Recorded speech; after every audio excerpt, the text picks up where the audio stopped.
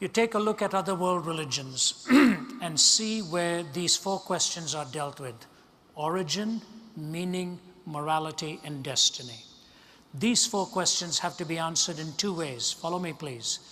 Every particular answer has to correspond to truth, either through empirical form of measurement or through the logical reasoning process.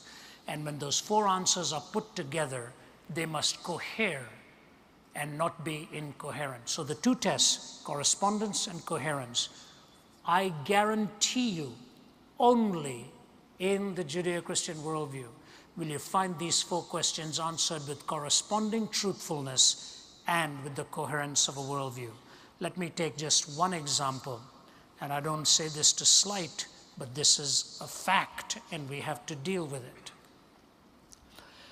I've been invited in many, many Islamic countries, and I have open forums there, and going to go to one of the toughest Islamic countries within the next few weeks. They've hosted me in many parts there, and we've had dialogues. I want to give to you two things. In the Quran, it is the only historically claimed document that denies that Jesus Christ was actually crucified or died on the cross. Denies that. The Greek historians say he died on the cross. Roman historians say that. Pagan historians say that. Jewish historians say that. And Christian historians say that. The Quran is the only one that says it appeared to him that he died, but he didn't actually die on the cross. So historically, it is making an affirmation that is really historically untrue. I got into a discussion with Sheikh Hussein of the leading Shiite cleric in Damascus, Syria, a real gentleman. For over 3 hours, we talked with an interpreter between us and an audience listening in. I was allowed to ask him one question about his faith, and he was allowed to ask me one question about mine. There was nothing, no rancor, no adversarial stance, just a perspective and counter-perspective and back and forth. It's the best way to do it, really.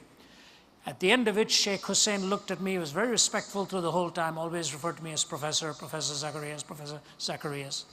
And then at the end, he looked at me, leaned over, and he said, "You know, Professor, I think the time has come for us in the Islamic world to stop asking if Jesus Christ died and to start asking why."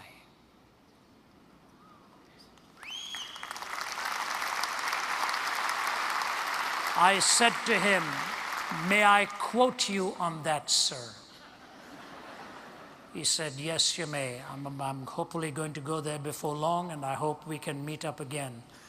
Origin, meaning, morality, and destiny. The Judeo-Christian worldview is not the only one that claims exclusivity, but it's the only one that takes those four questions with corresponding answers that are truthful and coherent answers that stand the test of time. And the ultimate answer of the resurrection from the dead that gives you hope and meaning.